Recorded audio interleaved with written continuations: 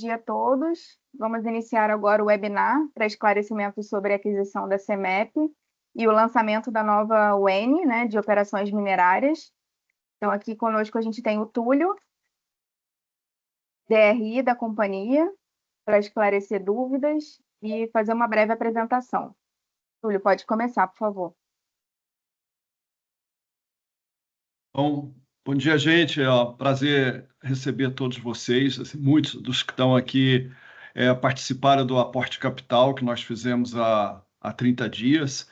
E, tal como a gente havia mencionado, no fato relevante, esse era um aporte importante para darmos cabo de um projeto de bastante, imensa dimensão para a companhia. Vocês vão entender ao longo dos poucos slides que nós preparamos que realmente a companhia mudou novamente de patamar, mudança grande com ano passado, com a vinda da montagem, e agora um outro passo bastante expressivo com a vinda da operação minerária.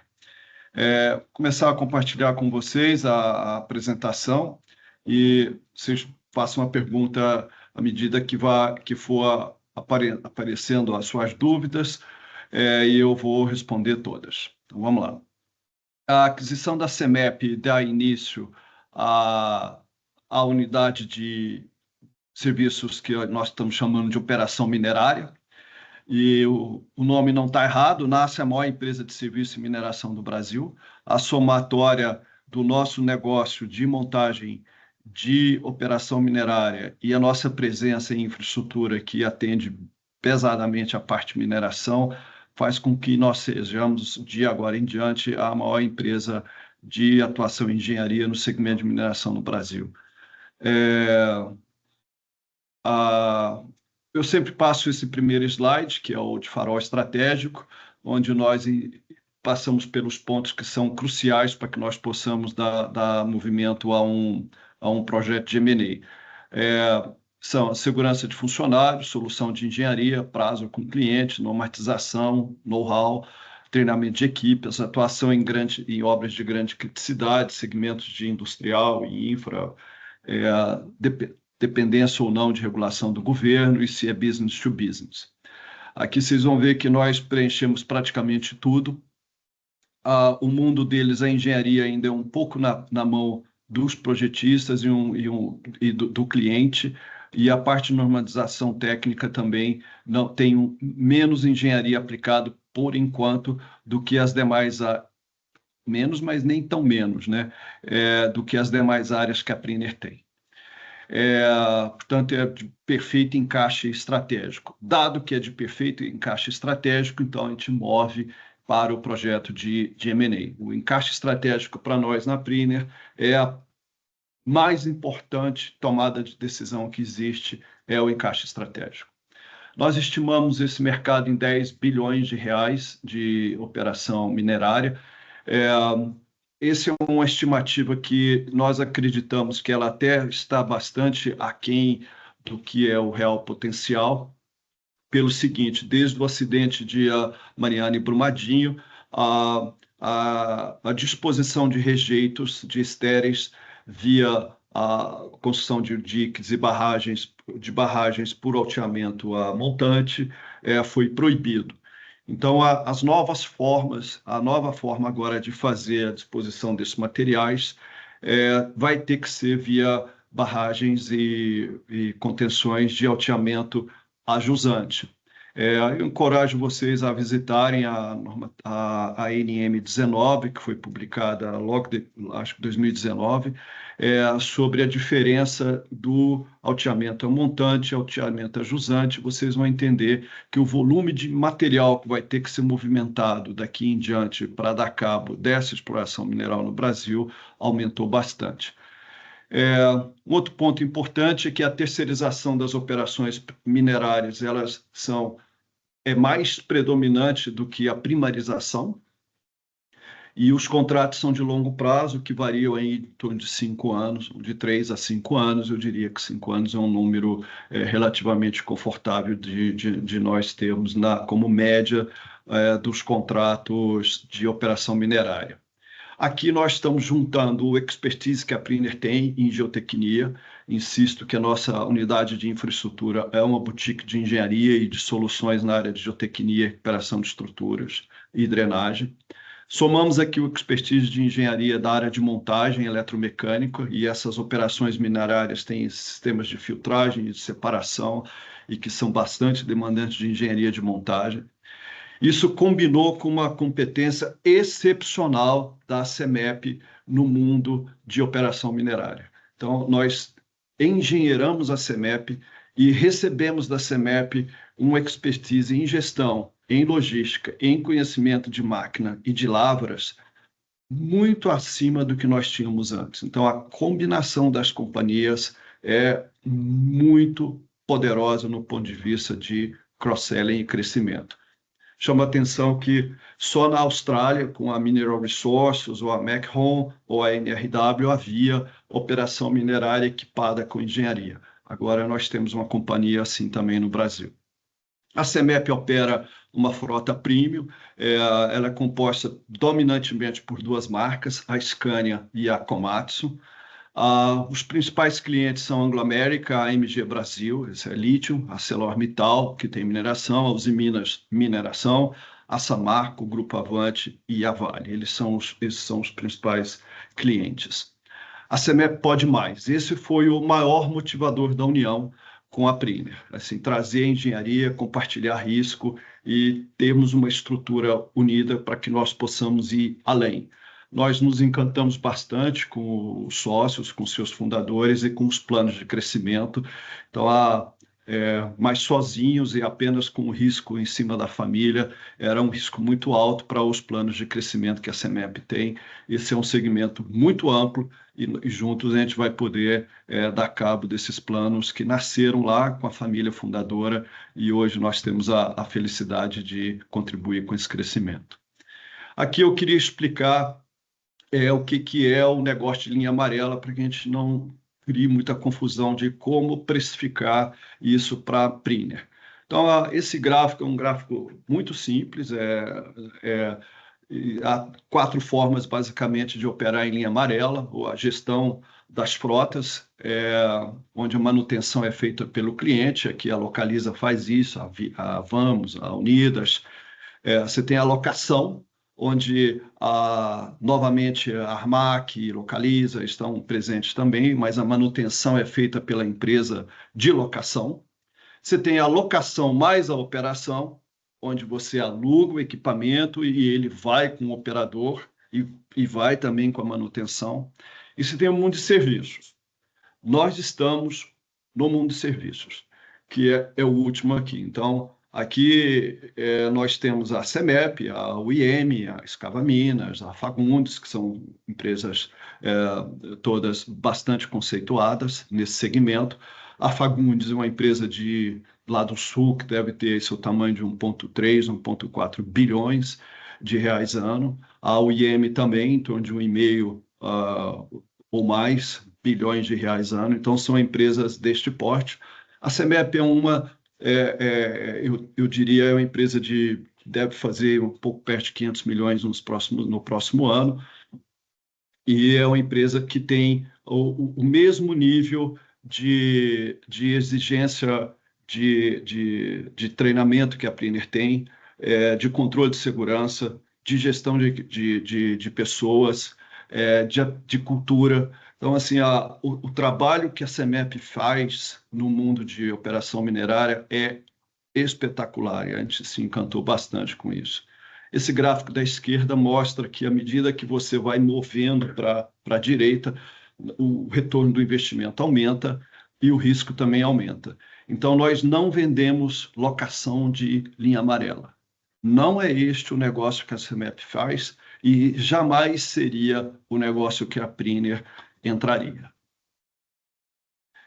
Os principais serviços da companhia são, então, assim, você tem o mundo de CAPEX, quando você abre uma lavra nova, então você tem a terraplanagem, a drenagem, obras civis, descaracterização e descomissionamento de barragens que estão por ali, retaludamento, recuperação de tudo isso é o uso da linha amarela para dar cabo do mundo de CAPEX. E você tem o mundo de OPEX, E aqui você tem a perfuração, você tem desmonte, remoção de estéreo, a própria lavra do minério, britagem, peneiramento, empilhamento, construção da barragem, depois a descomutação dessa barragem, e por aí vai.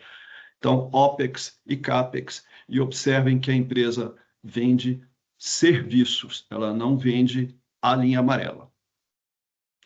Aqui uma breve comparação das duas companhias. Então, em termos de modelo de negócio, a CEMEP é serviços e ela recebe ou por metro cúbico de estéreis ou de minério, ou por tonelada, ou por fixo mais variável, que eu já explico para vocês o que é o fixo mais variável. A Priner ocupa CAPEX em torno de 25% a 30%, a maior exposição no mundo CAPEX nosso é a montagem eletromecânica, os demais serviços nossos são dominantes em OPEX, eles são dominantes em OPEX, a parte de CAPEX deles é bem menor do que a parte de OPEX, de CAPEX, então eles estão mais presentes em operação minerária do que em obras de CAPEX.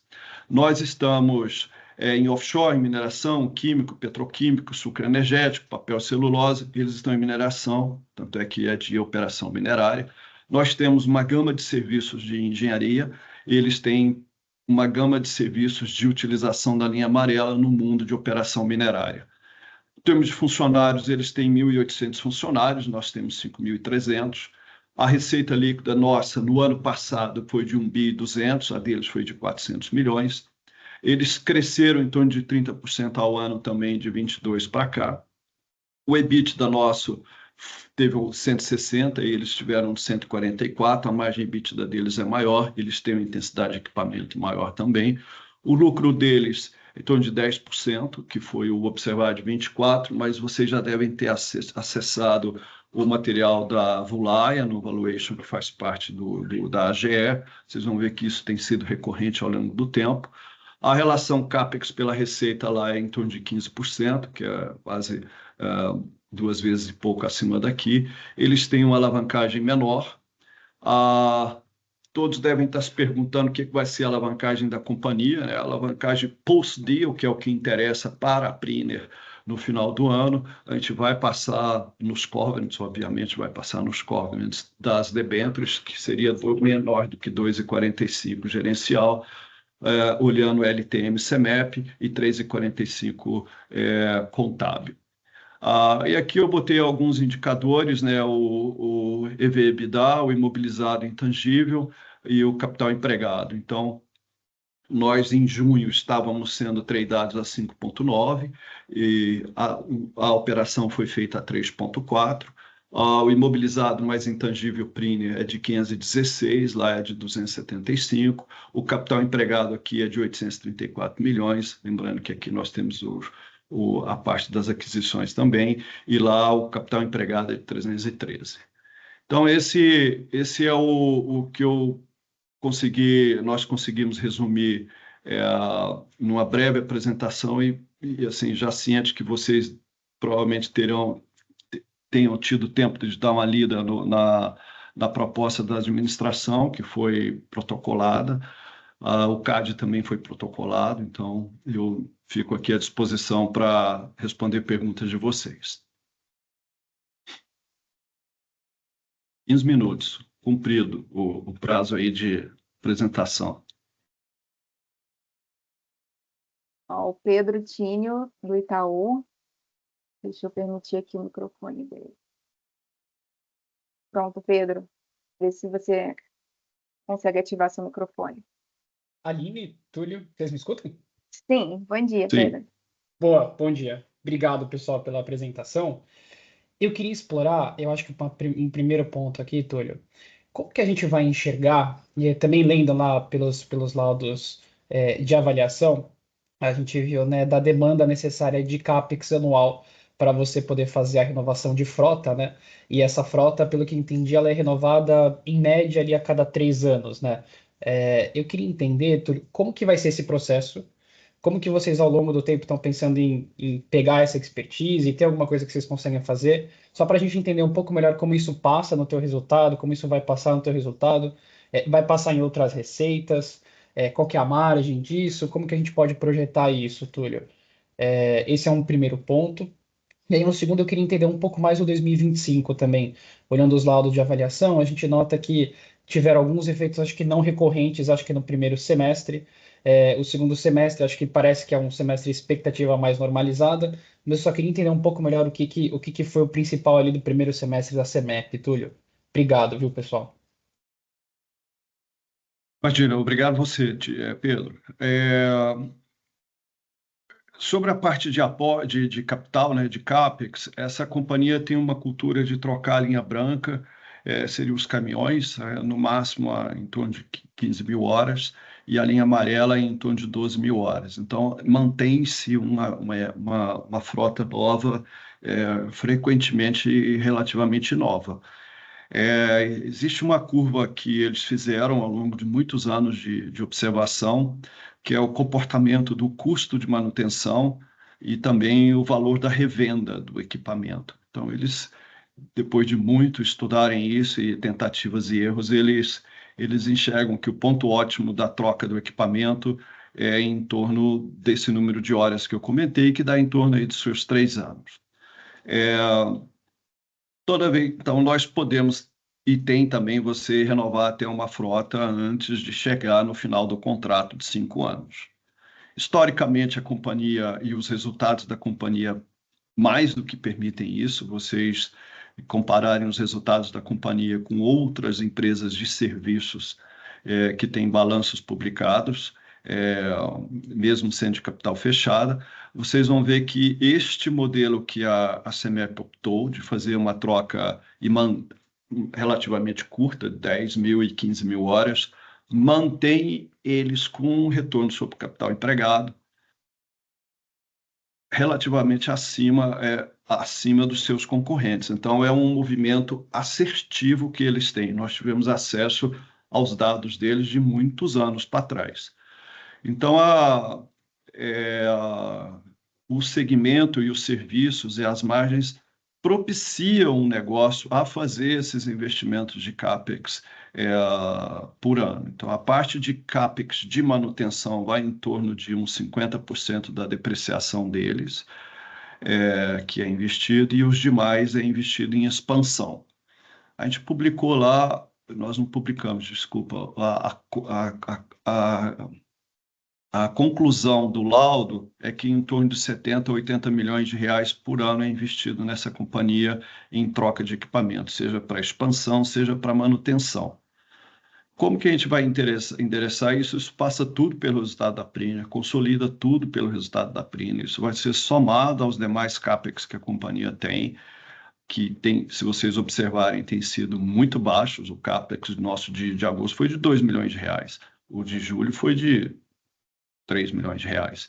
Então, o restante da companhia, Pedro, vem de queda de CAPEX mês após mês, desde o ano passado, quando nós comunicamos que tínhamos terminado de trocar a parte nossa de acessos e repor algumas coisas de bombas e equipamentos de inspeção. De lá para cá, o nosso CAPEX desmontou. Então, o CAPEX da CEMEP ele vai ser dominante nos resultados futuros. Ele vai ser muito maior do que o CAPEX das demais UNs. Novamente, o processo da companhia, sempre a taxa de retorno, e pelo que a gente testou em algumas obras, passa com bastante tranquilidade. O rental rate desse segmento é um rental rate expressivo, é um rental rate muito bom.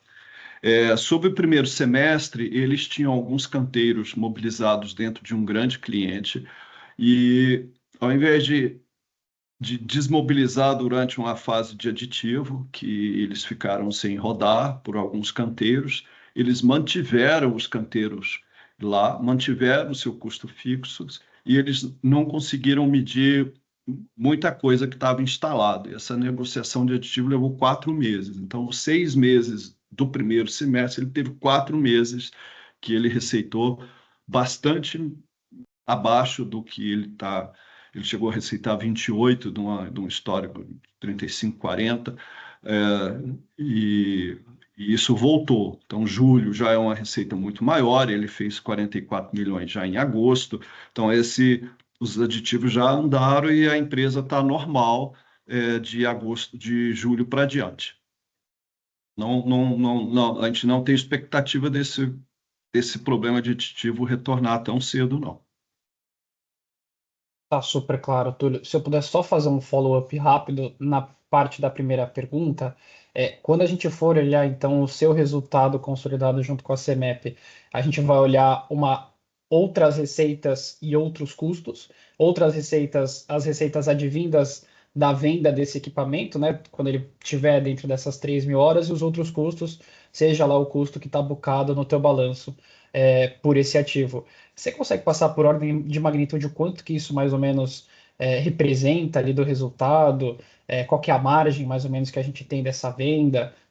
Só para a gente ter uma noção aqui de como modelar também essa parte de venda de seminovos. Se ele geralmente troca a frota inteira com a própria Scania, com a própria Komatsu, então você tem algum ganho, né? A empresa tem um histórico de ter ganhos de vendas pontuais, onde vale muito a pena vender no mercado quando os preços estão melhores. Ele teve comportamentos no ano passado, nos últimos 12 meses, ele teve em torno de 10 milhões de resultados. Já vou falar de resultado, que é o valor da venda do seminovo já deduzido da baixa disso, né? Nos anos anteriores, ele já teve como 8, já teve como 9, teve um ano que teve 14. Então, todos os anos tem. Isso dá em torno de 8 a 13 milhões na variação dos 5 anos que nós observamos. Então, acho que vai continuar a ter uma presença desse valor nos EBITDAs futuros. Super Não claro, é Túlio. dominante. A venda de equipamento não é o que faz a mágica, não, Pedro. Você vê, Perfeito, Túlio. nós estamos falando no ano passado, ele fez 140 e poucos milhões de EBITDA, no ano passado deu 8,5, 9 de venda, já de resultado. Então é um valor que não é o valor dominante, não. Boa, super claro, Túlio. Obrigado e mais uma vez parabéns aqui pela transação. Obrigado. Próxima Pedro Bruno. pergunta é Pedro Bruno, da XP. Eu vou permitir o seu microfone, Pedro. Você já consegue desmutar aí. Deu certo aqui, obrigado, Aline, obrigado, Túlio.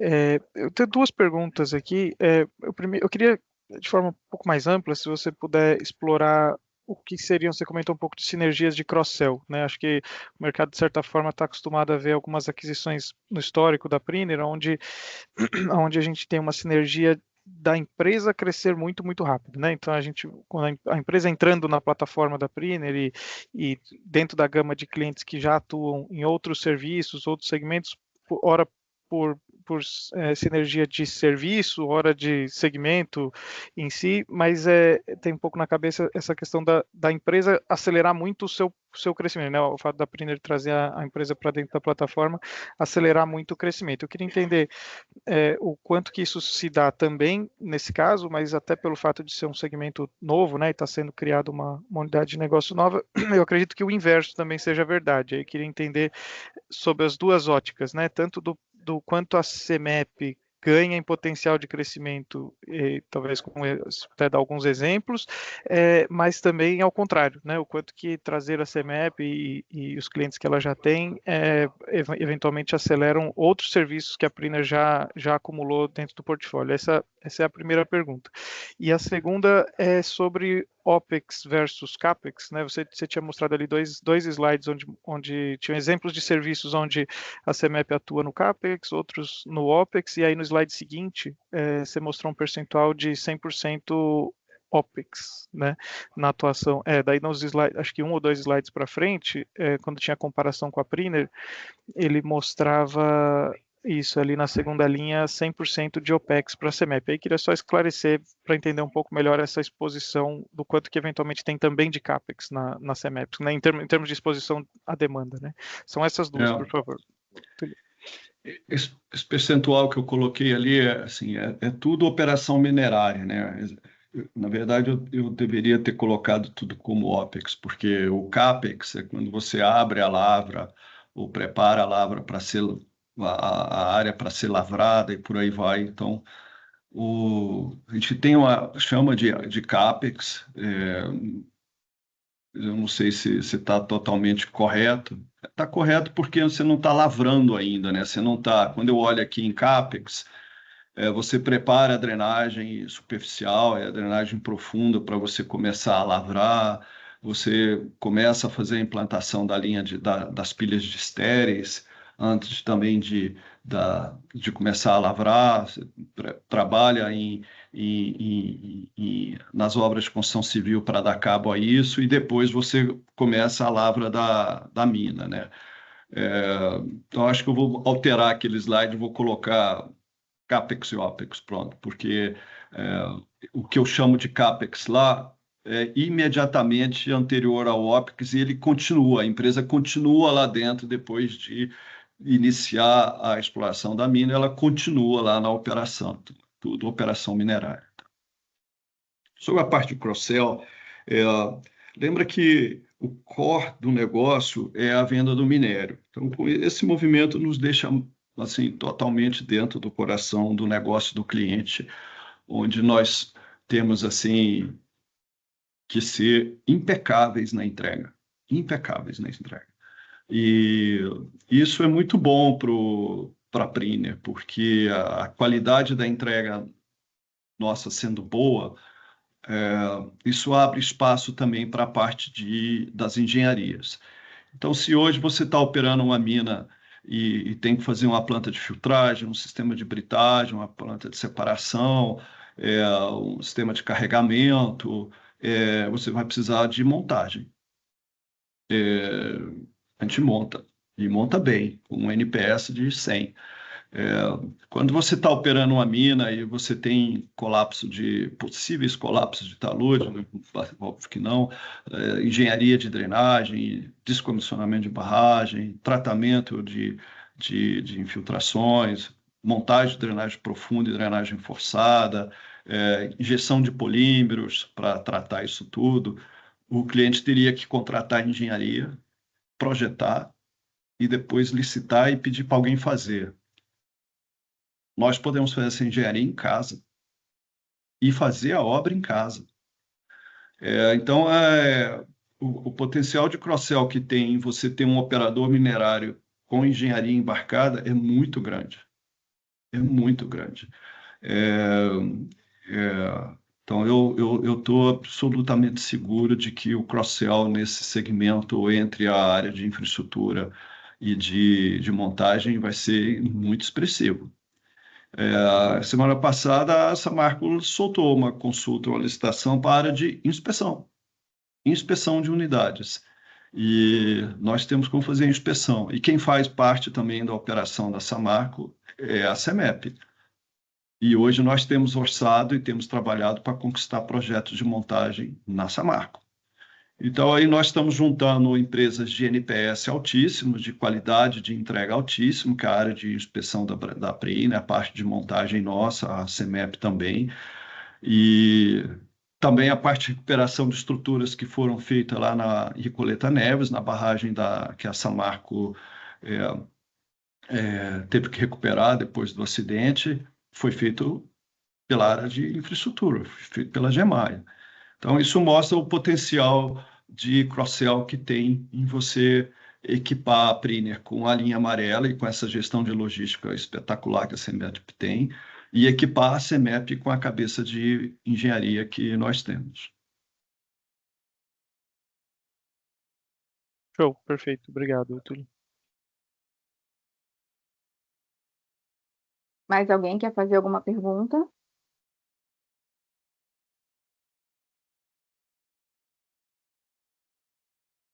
Acho que finalizamos, Túlio. Tá bom, então obrigado, gente, pela atenção e pelas perguntas, Pedro e Pedro, Pedro Tini e Pedro Bruno. Quaisquer outras dúvidas, por favor, encaminhem para a gente. Essa apresentação já deve estar disponível na CVM agora. Já está. E obrigado pela confiança de vocês. A gente realmente agradece desde o aporte até agora e esperem para uma empresa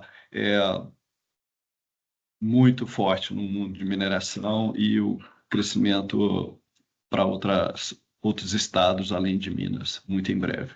Tá bom? Muito obrigado. Muito obrigada, pessoal, pela participação. Tenham um ótimo dia.